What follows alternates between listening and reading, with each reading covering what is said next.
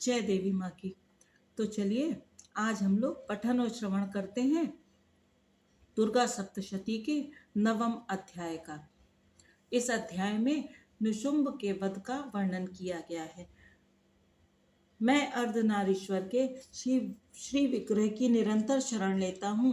उसका वर्ण बंदूक पुष्प और सुवर्ण के समान रक्त पीत मिश्रित है। वह अपनी भुजाओं में सुंदर अक्षमाला, पाश, अंकुश और वरद मुद्रा धारण करता है। अर्धचंद्र उसका आभूषण है तथा वह 3 नेत्रों से सुशोभित है। राजा ने कहा, भगवान, आपने रक्त बीज के वध से संबंध रखने वाला देवी चरित्र का यह अद्भुत महात्म्य में मुझे बतलाया है। अब रक्त बीज के मारे जाने पर अत्यंत क्रोध में भरे हुए शुंभ और निशुंभ ने जो कर्म किया उसे मैं सुनना चाहता हूँ। ऋषि कहते हैं, राजन, युद्ध में रक्त बीज तथा अन्य दैत्यों के मारे जाने पर शुंभ और निशुंभ के क्रोध की सीमा न रही।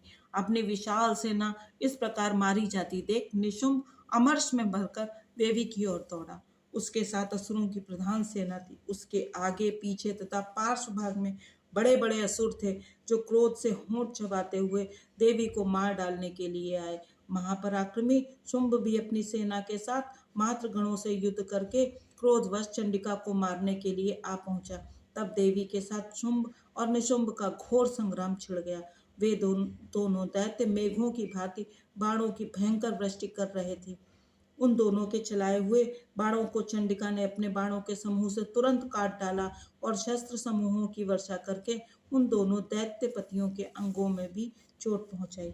निशुंभ ने तीखी तलवार और चमकती हुई ढाल लेकर देवी के श्रेष्ठ वाहन सिंह के मस्तक पर प्रहार किया। अपने वाहन को चोट पहुंचने पर देवी ने छुरप नामक बाण से निशुंभ की श्रेष्ठ तलवार तुरंत ही काट डाली और उसकी ढाल को भी, जिसमें 8 चांद जड़े थे, खंड खंड कर दिया।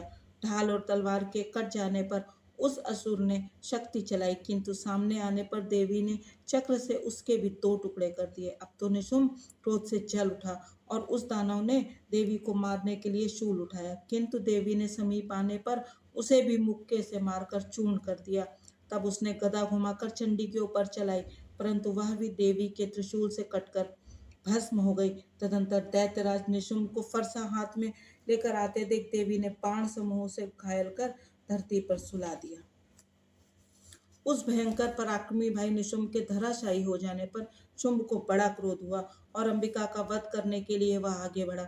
रथ पर बैठे ही बैठे उत्तम आयुधों से सुशोभित अपनी बड़ी बड़ी 8 अनुपम भुजाओं से समूचे आकाश को ढककर वह अद्भुत शोभा पाने लगा। उसे आते देख देवी ने शंख बजाया और धनुष की प्रत्यंचा का भी अत्यंत दुस्सह शब्द किया। साथ ही अपने घंटे के शब्द से, जो समस्त दैत्य सैनिकों का तेज नष्ट करने वाला था, संपूर्ण दिशाओं को व्याप्त कर दिया।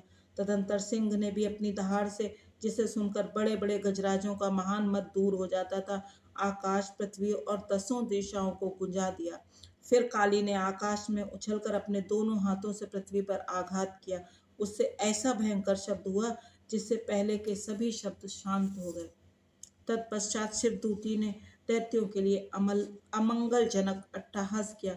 इन शब्दों को सुनकर समस्त असुर थर्रा उठे, किंतु शुंभ को बड़ा क्रोध हुआ।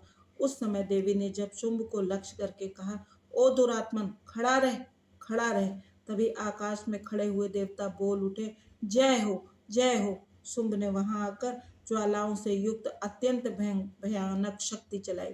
अग्निमय पर्वत के समान आती हुई उस शक्ति को देवी ने बड़े भारी लूके से दूर हटा दिया। उस समय शुंभ के सिंहनाद से तीनों लोग गूंज उठे। राजन, उसकी प्रतिध्वनि से वज्रपात के समान भयानक शब्द हुआ, जिसने अन्य सभी शब्दों को जीत लिया। शुंभ के चलाए हुए बाणों के देवी ने और देवी के चलाए हुए बाणों के शुंभ ने अपने भयंकर बाणों द्वारा सैकड़ों और हजारों टुकड़े कर दिए। तब क्रोध में भरी हुई चंडिका ने शुंभ को शूल से मारा। उसके आघात से मूर्छित हुआ पृथ्वी पर गिर पड़ा।